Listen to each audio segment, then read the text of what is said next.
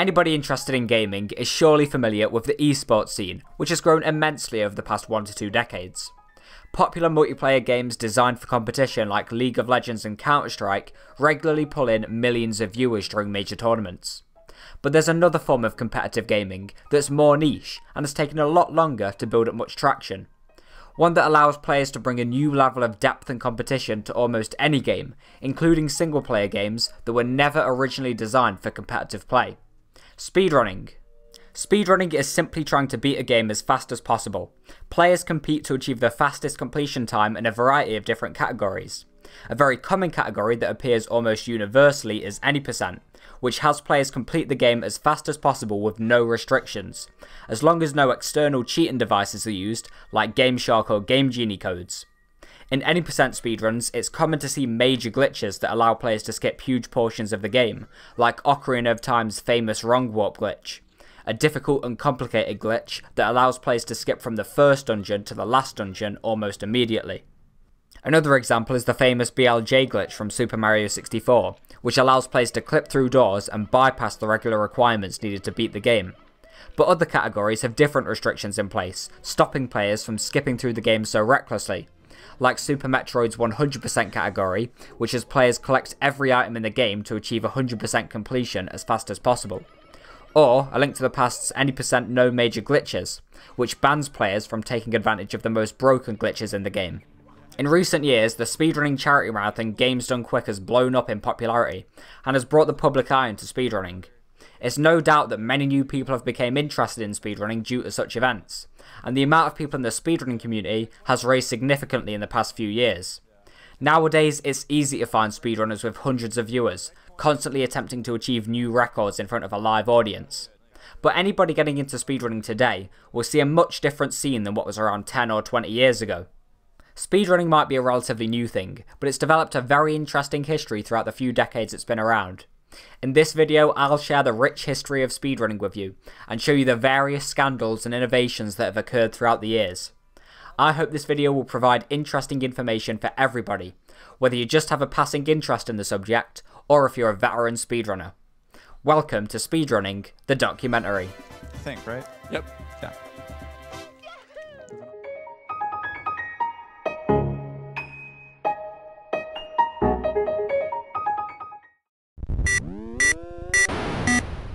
Well, it only makes sense to start at the beginning, with what I consider to be the first real documented instance of speedrunning. In 1977, the arcade game Drag Race was released by 𝐾𝐞𝐫. This is a simple racing game that features an in-game timer to see how fast you go. Then, in 1980, Activision released a modified port of the game for the Atari 2600, named Dragster. Back then, it was common for players to compete for high scores in games like Donkey Kong or Tetris, but Drag Race and Dragster were unique, as they encouraged going as fast as possible, so essentially, speedrunning. In the back of the Dragster instruction booklet, David Crane writes, "If you break 6 seconds, take a photo of the screen and send it to us. So far the world record, held by Al Miller here, is 5.74 seconds. If you break that, it will make news." It was later reported that Activision lied, and the record was actually 5.64 by Al Miller at the time. But Activision thought that time would be too fast for the public, and that it would discourage them. Nevertheless, the 5.64 record was beaten by members of the public, and a number of players received a certificate from Activision for breaking 6 seconds. But the famous Dragster record that would stand for decades to come was set on the 1st of September 1982, 5.51 by Todd Rogers. This record was long praised as the longest standing world record speedrun ever. The player, Todd Rogers, was a very prominent gamer at the time. He achieved many world record speedruns and high scores, and became the first paid professional gamer. Just look at him pictured here with Playboy model Barbie Benton, truly the dream of any modern day speedrunner. But in 2017, Todd Rogers was exposed as a fraud, when a computer scientist called OmniGamer researched into Dragster and proved definitively that Todd's claimed record of 5.51 is actually impossible. The best possible time in Dragster is 5.57, and you cannot go faster than that. So I don't know specifically how Todd was able to get his 5.51 so widely accepted and verified at the time, but considering there is no video or picture proof of him achieving it, his time has always been somewhat suspicious. If you want to learn more about Todd Rogers and his foul play in the world of gaming, check out Apollo Legends' video on the topic, which I'll link in the video description. Oh, that was a bad game. Now the camera's showing and I'm doing miserably. But anyway, Todd Rogers takes his place in history as the first truly notable speedrunner, but also the first truly notable cheater in speedrunning, a topic I'm sure we'll be revisiting later in the video. But for now, let's move on to the next big developments in speedrunning when the internet started booming in the 1990s.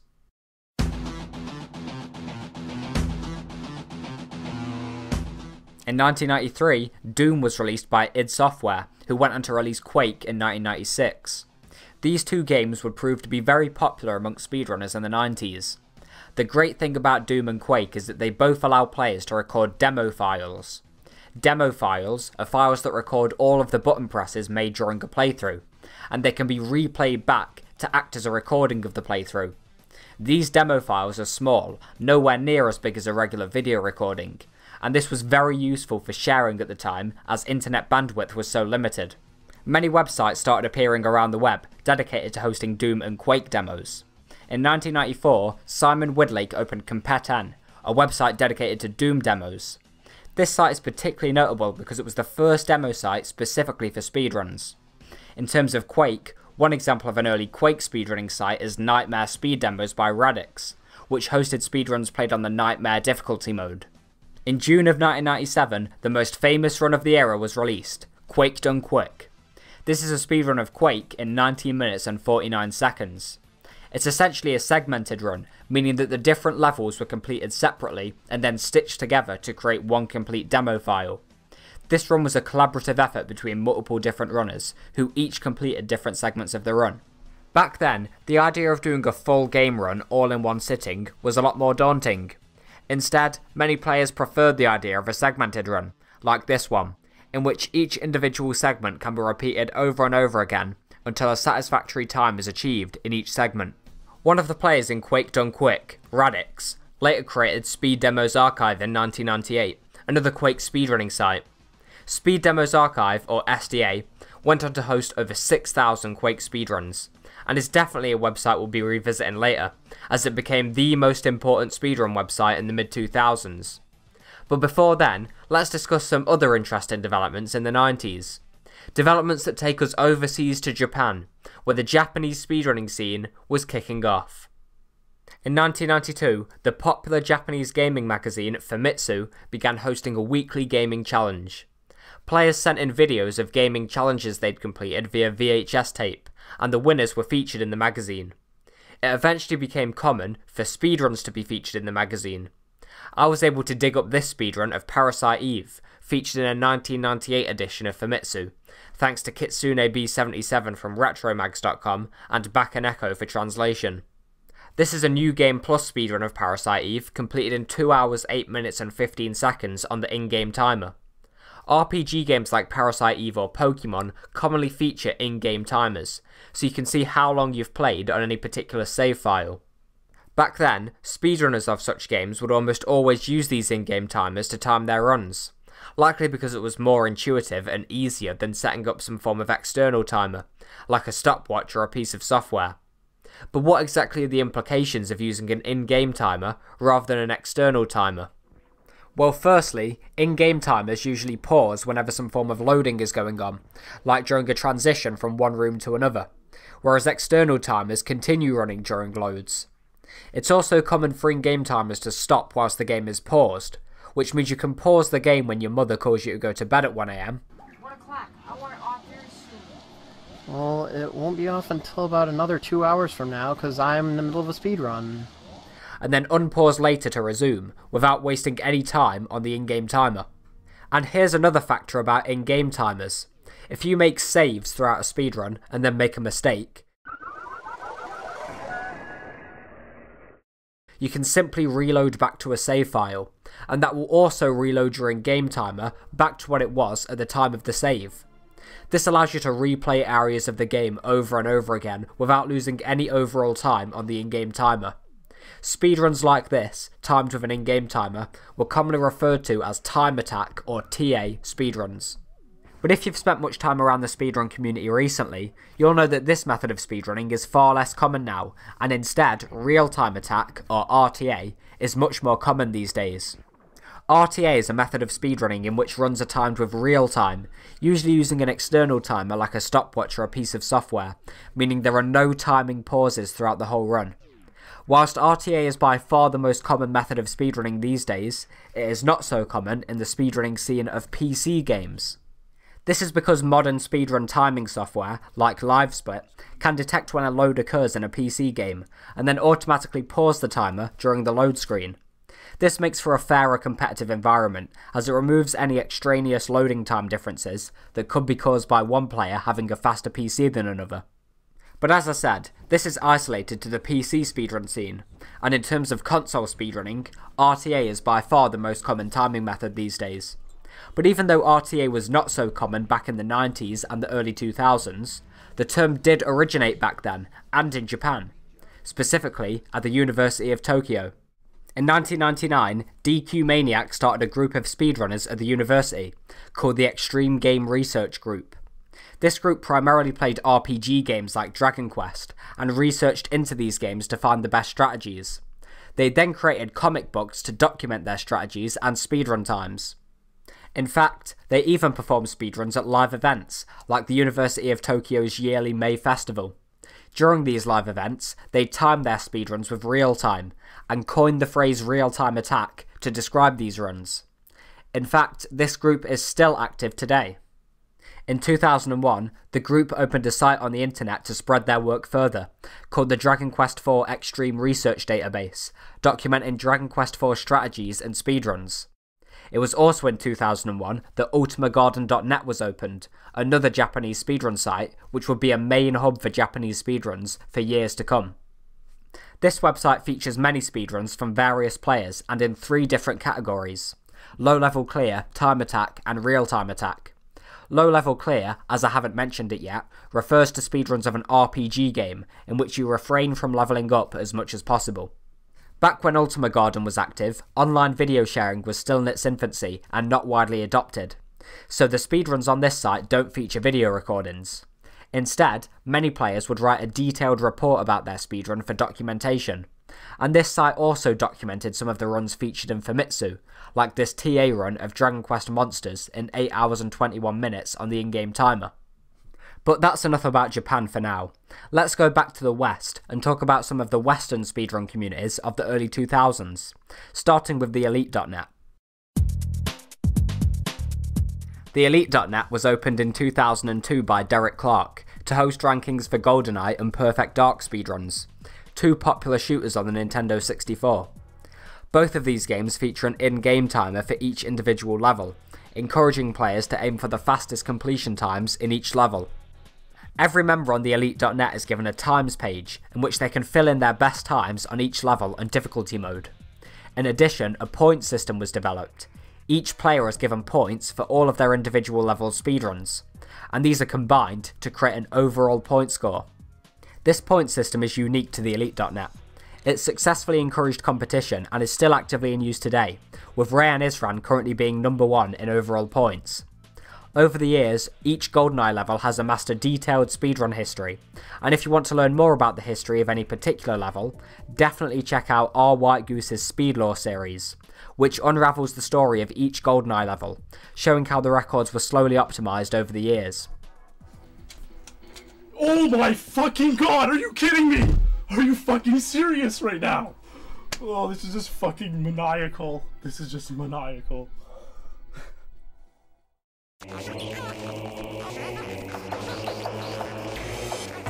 Another example of speedrun communities from the early 2000s are the communities that formed on the GameFAQs forum. Threads dedicated to glitch hunting and speedrunning started to appear, like these Metroid Prime sequence breaking threads, primarily from 2003. Sequence breaking refers to techniques used to beat the game outside of the intended order, usually leading to a faster route that can be used in speedruns. The Metroid games have always been very open to creative routing, making them great for speedrunners. In August of 2003, Nate opened Metroid2002.com, which further facilitated Metroid sequence breaking and speedrunning discussion. The site began hosting various speedrun videos, and on the forum, lots of discussion took place about Metroid speedrun techniques. Then in November of 2003, a new incredible Metroid Prime speedrun was released, making use of lots of the creative strategies that were developed in the preceding months. Metroid Prime 100% segmented in 1 hour and 37 minutes by Radix. If you recall from earlier, Radix is the same person who contributed to 𝐿𝐴𝐻𝐿 in 1997, and who created Speed Demo's archive for Quake speedruns in 1998. But with this Metroid Prime run, Radix had officially branched away from just Quake. In fact, his Metroid Prime run received some media attention and gained considerable popularity around the web. Due to the great success of this run, Radix decided to expand his website, Speed Demo's archive, in March of 2004. No longer would SDA be restricted to just Quake. Now, the site would host speedrun videos and discussion forums for almost any game that was requested, and SDA became the central hub for Western speedrunners in the mid-2000s. Most of the popular games on SDA were Nintendo games, and the most popular games, like Ocarina of Time, have hundreds of pages of forum discussion still archived. Throughout these pages there are years of speedrun discussion, including new major glitch discoveries and various other strategy developments, from the small but dedicated groups of players of the era. If you want to learn more about the speedrun history of any particular game, which SDA likely impacted in some way, I highly recommend the World Record Progression series of videos, including my own video on Ocarina of Time, linked in the description. One important thing to note about SDA is that it did not act as a leaderboard. Instead, SDA only listed the best times that were submitted for each game and each category. This is unlike one of the few other websites that was like it at the time, TwinGalaxies.com. Twin Galaxies has always been much more concerned with high scores than speedruns, so it's not particularly relevant to speedrun history, but it is worth noting, as it hosted some of the first speedrun leaderboards. Anyway, back to SDA. Generally, players would only submit a speedrun to SDA when they were particularly satisfied with it. This means that a lot of world records were not submitted to SDA, because the player wasn't yet satisfied with the time and still wanted to improve the record further before submitting. Furthermore, runners would leave detailed comments about all of the areas of the run as part of their submission. Runs on SDA were essentially considered the gold standard of speedruns at the time, and speedruns would have to go through a verification process to ensure that they were worthy of being submitted and that no cheating was involved. But despite this, some of the most prominent speedrunners of the mid-2000s managed to get cheated runs through SDA's verification process with relative ease, likely because nobody was very experienced with detecting cheaters at the time. One example is the case of 𝐿𝐼𝐞𝐫 Damiani, also known by his screen name TSA, who held many Zelda records in the mid-2000s and was long considered to be the best Zelda player. But in 2011, it was discovered that TSA spliced multiple of his runs. This means that he edited segments from different runs together to create the illusion of one full run. Another example is the case of Shadow of Miles, who held the world record in Mario 64 16-star. Miles' record was the go-to SM64 run back in 2008 when it was set, but in 2015, Caves discovered that the run was spliced. Just like TSA, Miles had deceptively edited different segments together, whilst claiming that the run was all done in one segment. If you'd like to learn more about cheating in speedrunning, check out my video and Apollo Legends video on the topic, linked in the description. Anyway, it was also during the mid-2000s that one of speedrunning's first controversies came about, due to the advent of tool-assisted speedruns. So, what exactly are tool-assisted speedruns, and why did they cause controversy amongst speedrunners? Tool-assisted speedruns, or TASes, first came about back in 1996, when 𝐎𝐿𝐼𝐞𝐫 and Stefan Winterfeldt released some incredible Doom demos that seemed to push the limits of what was possible. It turns out that 𝐎𝐿𝐼𝐞𝐫 and Stefan Winterfeldt were both students at the same university, and they'd reverse engineered Doom demo files. They then made a modified version of Doom that allowed them to record demo files whilst playing the game in slow motion, making the game much easier. Then they were able to replay these demo files back at full speed, as if they were regular speedruns. When Stefan Winterfeldt released his Doom 2 Nightmare speedrun in 1996, it was very impressive, but soon after, players became suspicious of the run, saying that some movements looked strange and looked like they had been done in slow motion. Eventually, the community decided that Stefan's run was almost certainly cheated with the use of these slow motion tools, and his run was removed from 𝐿. Then in 1998, another player, called 𝐿𝐼𝐞𝐿, decided to release his own modified version of Doom. This version allowed demo files to be recorded in slow motion, and also allowed the player to backtrack to any point in the demo file, like a save state. This meant that players could go back and redo any segment of a demo file in order to undo mistakes, and afterwards, the demo file could be replayed back at full speed, as if it were a regular speedrun. Of course, the use of these tools was very controversial, because they could be used for cheating by dishonest players. However, some players thought that these tools created a great new opportunity to produce some highly optimised and highly entertaining Doom demos. So in 1999, doomworld.com/TAS was opened by 3 Doom speedrunners, dedicated to hosting so-called tool-assisted speedruns. The site owners were quick to make the distinction between tool-assisted speedruns and regular speedruns, stating, "These are speed demos that aren't recorded in the regular way, recording gameplay in one session. These are recorded in several connected sessions, and sometimes even slow motion, to make the result as perfect and entertaining as possible. The purpose of these demos is simply to entertain and to show how much faster it's theoretically possible to record certain levels. This is not a competition of any kind. We don't claim to have the skills that are shown in these demos. We're not trying to replace normal demos, and we're not trying to hurt normal demo competitions such as 𝐿 in any kind. Obviously, there is a big difference between these demos and regular demos. But the reach of tool-assisted speedruns extended much further when the same tools were built into emulators, such as 𝐵𝐵𝐼𝐿, an emulator for the NES. Now, players could create tool-assisted speedruns for console games, rather than just Doom and Quake. For a while, tool-assisted speedruns were very obscure, but then in November of 2003, Japanese speedrunner Morimoto released his tool-assisted run of Mario Bros. 3, made on the 𝐵𝐵𝐼𝐿 emulator. This tool-assisted run beats the game in about 11 minutes, and it became very popular on the internet. I was able to uncover many old forum posts of people discussing this run. Most people were confused about what they were watching, because they didn't know what a tool-assisted run was, and didn't know whether this was an actual player playing regularly or not. Eventually, Morimoto released a webpage clarifying the situation, explaining that the run was in fact tool-assisted and created using save states and slowdowns on an emulator.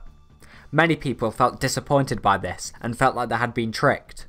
Some players thought that this ruined speedrunning competition, because it can be difficult to tell the difference between a tool-assisted run and a regular unassisted run, meaning that dishonest players could use these tools to cheat.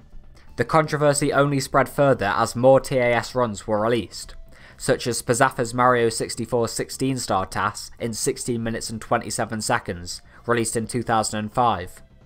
This actually led to an MTV article reporting on the situation in 2006. This article contains some interviews with prominent speedrunners of the era, and I'll read some excerpts. People bashed these new tool-assisted runs because most believed the creators were trying to deceive everyone into thinking they were real, said Mike Damiani, a California-based gamer who is a top player of traditional Zelda speedruns. Even those who associated with these tool-assisted makers were branded traitors. Gamer Jacob Cannon said in October that he was abandoning his quest to break the 18-minute mark of Mario 64 with a traditional speedrun, in part because of Spazaffa's run. I watched the TAS run and it was just at a level that can never be matched. Despite all of the negative attention towards TAS runs, some people were very intrigued by them, such as Biscuit, who opened his own site dedicated to TAS runs in 2003, called NES Videos. He later changed this to tasvideos.org in 2006, which has remained the main platform for tool-assisted speedruns to this day. Tool-assisted runs are now a very important part of speedrunning, and they are widely respected for the skill and entertainment they have to offer in their own right. If you want to learn more about tool-assisted runs, check out Sonicpacker's video, linked in the description.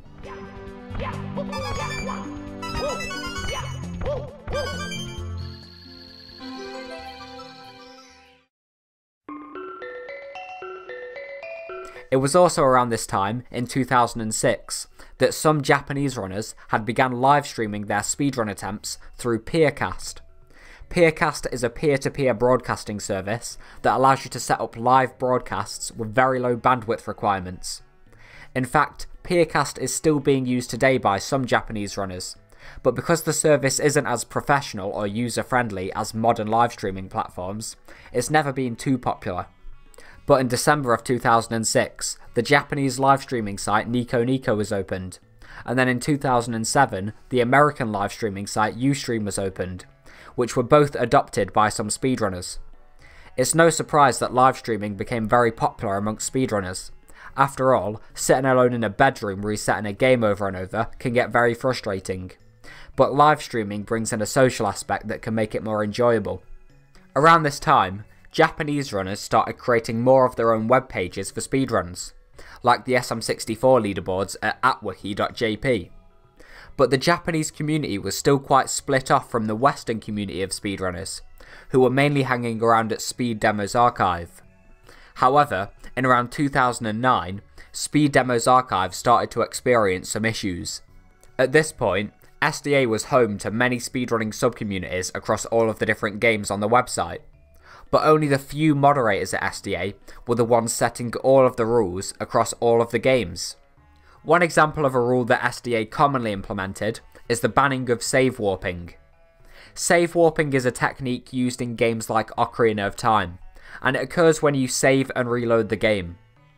When you save and reload the game, you respawn back at a certain location, which can be faster than traversing through the map manually. Save warping is very useful in Ocarina of Time, and it was very important for the fastest speedrun route back in 2009, since it was used as part of a certain glitch. So SDA's ban of save warping was particularly controversial in this game. At this point, many speedrun communities who were operating under SDA decided they wanted to branch away from SDA and start hosting their own websites with their own speedrun categories and rule sets. One of the first people to truly help expand speedrunning and move away from SDA is Cosmo Wright. I must note that Cosmo Wright is now transgender and known as Narcissa Wright, but I'll be using the name Cosmo for the purposes of this video, as all of the relevant details are from before the transition. Cosmo Wright opened ZeldaSpeedruns.com and SpeedrunsLive.com in 2009. SpeedrunsLive.com contains an IRC channel with a race bot, used to organise races and time speedrunners who are racing against each other. With this, it became common to see races occurring amongst speedrunners, like the weekly Saturday night bingo for Ocarina of Time, in which players would race to complete a row, column, or diagonal line of randomly generated objectives within the game. Cosmo's other site, ZeldaSpeedruns.com, was created to act as a database for Zelda speedrun techniques. In 2012, a leaderboard was added to the website, and after this, Zelda Speedruns essentially replaced Speed Demos Archive as the main hub for Zelda speedrunning, and SDA was starting to lose activity. Other communities that migrated away from SDA include the Super Metroid community, who moved to 𝐷earTier.com in 2012, and the Super Mario 64 community, who moved to MarioRuns.com in 2013. Around this time was the start of the so-called Twitch era, a bit of a golden age for speedrunning. Speedrunning started to blow up on Twitch.tv, with some of the biggest streamers easily bringing in 5,000 plus viewers consistently. One example is 𝐁𝐫𝐢𝐞𝐫, who played Mario 64 and set some amazing world records that were significantly ahead of the competition at the time. 𝐁𝐫𝐢𝐞𝐫 hardly even used a microphone to communicate during his streams, but the sheer impressiveness of his gameplay and the prospect of seeing a live world record kept upwards of 10,000 viewers engaged during the closing minutes of a run. Another example is the aforementioned Cosmo Wright, who held world records in many games like Castlevania and The Wind Waker. But Cosmo was most well known for his Ocarina of Time runs, including his memorable marathon performances at the GamesDoneQuick marathon. During these runs, he provided commentary to explain some of the intricacies of the run to the layman audience. And the layman audience was growing, with GamesDoneQuick now attracting tens of thousands of viewers. So, let's go over the history of GamesDoneQuick, as it's such a well-known event in speedrunning. In March of 2008, a group called the Speed Gamers hosted a gaming marathon to raise money for charity, in which players completed all of the main Zelda games within 72 hours. The folks over at Speed Demos Archive were inspired by this, so in January of 2010, the first GamesDoneQuick event was held, called Classic Games Done Quick. The main man behind the marathon is 𝐷𝐞𝐫𝐢𝐞𝐫, who held the marathon in his mother's basement. This first marathon featured 55 consecutive hours of speedruns, and was live streamed on Ustream. It raised $10,000, and the amount of money raised grew exponentially in the following years, with Awesome Games Done Quick 2014 being the first to raise over $1 million. 𝐻𝐿𝐷Q 2014 also showcased tool-assisted runs live at the event. If you remember from earlier, tool-assisted runs are made on emulators, and replayed back on emulators with an input or demo file. But as demonstrated at 𝐻𝐿𝐷Q 2014, it was now possible to play back tool-assisted runs on the actual original hardware, rather than just on an emulator. Micro500 was the first to do this in 2010, when he was able to play back a tool-assisted run of Super Mario Bros. On a real NES. And this is now also possible on other consoles, like the SNES and N64. But moving on, it was also around this time that GamesDoneQuick started to come under some strong criticism. Some people felt that the event was losing its original feel whilst becoming more corporate, and after some questionable bans, some felt that the staff were biased and implemented some overly strict ban policies. I won't go into all that in this video, but to learn more about the various controversies surrounding GamesDoneQuick, check out Glink's video, linked in the description. There are now a number of other speedrun marathons that have gained some popularity, especially amongst speedrunners who have lost interest in GamesDoneQuick. Well, or who have been banned from it. Some examples include ESA and NASA. But whatever you believe about GamesDoneQuick, it has certainly brought lots of attention to speedrunning and helped it grow. In 2013, speedrunning had been blowing up like never before, and some of the community leaders were looking to further facilitate the expansion of speedrunning. At this time, Speed Demo's archive had been largely abandoned, and many speedrun communities had split off into their own websites, scattered around the web. But this left no centralised source for speedruns, and many of the smaller speedrun communities didn't have the resources to start their own websites. Many had to resort to these unprofessional Google Doc-style leaderboards, which really isn't an ideal place to organise leaderboards or other speedrun resources. In 2013, the Speedruns Live team aimed to remedy these issues, with a new major update to speedrunslive.com.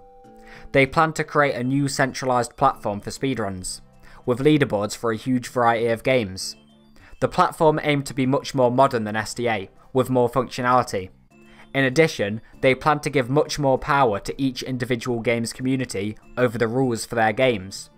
Unfortunately, after much anticipation and delay, Speedruns Live's project did not come to fruition. But then in 2014, PAC opened speedrunrecords.com, which was later changed to speedrun.com. This website essentially fulfills the vision that Speedruns Live had, and it has since become the main platform to look up leaderboards, forums, and other speedrun resources for almost any game. After the release of speedrun.com, many of the older leaderboards began to merge with the site. For example, MarioRuns.com was closed down in 2016, and all of the leaderboard data was moved over to speedrun.com. However, a few speedrun leaderboards are still yet to merge with speedrun.com, such as the Donkey Kong Country leaderboards, which are still independently hosted at dkcspeedruns.com, but this may change in the future. And this pretty much brings me to the current day. I've gone through all of the main speedrun history up to the making of this video in April of 2018.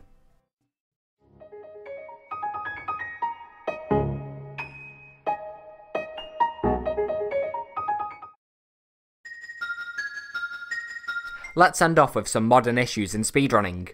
Hopefully the following topics will give you something to think about, and maybe spark some discussion in the comments. Firstly, let's talk about proof standards. I've already mentioned a few prominent runners that were exposed for cheating, but there are also many more cases throughout speedrunning history. Some cheating methods could create very hard to detect, or even undetectable cheated speedruns. So the question is, what level of proof should be required to try to ensure the legitimacy of speedruns? Mark Ruetzu is a GoldenEye runner, well known for setting some amazing world records with notoriously bad video quality. Whilst Mark has never been seriously suspected of cheating, it's clear to see how video quality like this is questionable. Recordings with high quality video and audio are much easier to analyse, to detect any cheating that may have occurred. For example, I previously mentioned 𝐁𝐫𝐝𝐿, who was exposed for splicing a Mario 64 run. He was exposed by audio analysis that revealed audio discrepancies caused by the splicing that 𝐁𝐫𝐿 had done. But imagine if 𝐁𝐫𝐿 had no audio in his recording, or if the audio was very low quality. In that case, this analysis would have likely been impossible. So should we require clear, high quality video and audio in order to accept speedruns? Or should we tolerate lower quality, such as webcam recordings like this, from those who don't have access to a decent capture card? Some people have also proposed that we require speedrunners to use clear hand cameras during their runs. This would go a long way to ensure that speedrunners are actually playing their runs legitimately, and not up to anything nefarious, like playing back a tool-assisted run. But many players don't like having to set up and use an awkward hand camera. Is this too strict of a requirement, or is it warranted to help ensure the legitimacy of speedruns? Another topic of contention is the type of hardware that should be allowed. Turbo controllers are often banned in speedruns because they allow buttons to be mashed at inhuman speeds. But what about other hardware that can give more subtle advantages? For example, Ocarina of Time originally released on the Nintendo 64, but it was later re-released on the Wii Virtual Console. It turns out that these versions have some significant controller differences, particularly in terms of the analog sticks and their dead zones. As a result, some Wii Virtual Console players have started to use an adapter. This adapter makes the analog stick behave much more similar to the original N64 version, which many runners find preferable. In April of 2018, the Ocarina of Time community voted and decided to allow these adapters. But some runners think that this level of hardware manipulation should not be allowed, and should be regarded as cheating. Tell me what you think in the comments. The next issue I'd like to talk about is emulators. Speed Demos Archive always completely banned the use of emulators. But these days, most speedrun communities do generally accept emulators, as long as the emulator in question does not provide a significant advantage over official versions. Nowadays, some emulators have very high accuracy, such as 𝐻𝐫𝐿, which can emulate the SNES and is practically 100% accurate to a real console. But still, many emulators are lacking in accuracy, like those for the N64 and PlayStation. As a result, some speedrun communities have cracked down on emulators further, even if the emulators in question do not necessarily provide an advantage. For example, in January of 2018, the Ocarina of Time moderators implemented a new rule for emulators on their leaderboards, banning all emulator runs that are within 10% of the world record time. And this is despite the fact that the emulators in question were actually slower than the official versions of the game, and not providing an advantage. So what do you think about emulators in speedrunning, and how strict should the rules for them be? That concludes everything I'd like to talk about in this video. Thanks to everyone who contributed to speedrunning over the years, and thanks to everyone who contributed to this project. And if you've made it this far, then thank you so much for coming on this journey with me. This is your boy Retro, signing out.